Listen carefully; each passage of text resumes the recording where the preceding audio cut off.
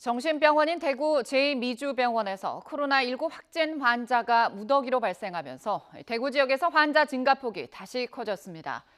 대구시는 제2미주병원의 감염 경로를 추적하고 지역 내 모든 정신병원 입원 환자에 대해서도 조사에 들어갔습니다.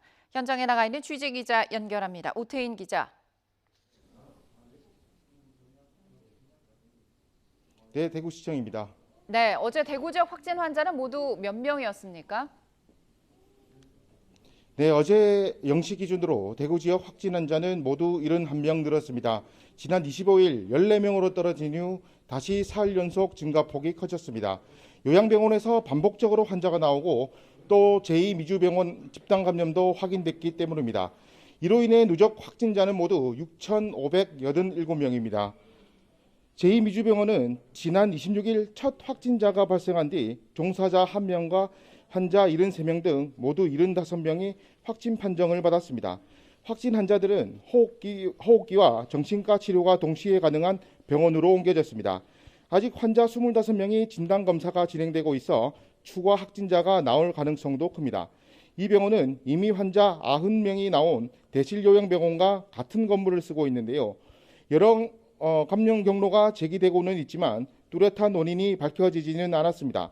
방역 당국은 폐쇄병동인 정신병원 환자들이 외부와 접촉할 일이 거의 없다는 점에서 CCTV 분석까지 나섰습니다.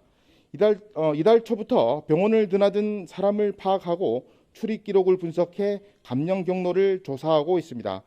병원 내 집단 감염이 확인되면서 대구시는 정신병원 입원 환자 전수조사에 나섰습니다. 어제부터 대구 지역 정신병원 17곳에 있는 환자 2,226명을 모두 진단검사하고 있는데요. 또 집단 감염이 나올까 방역당국의 우려도 커지고 있습니다.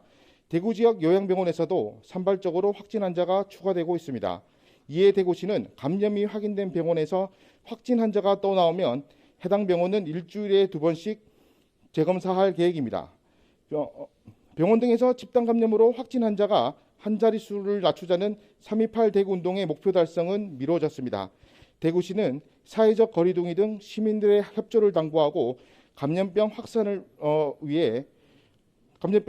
방지를 위해 도심 내 집회에 대해 즉각 고발 조치하는 등 엄정 대응하겠다고 밝혔습니다. 지금까지 대구시청에서 YTN 오태인입니다.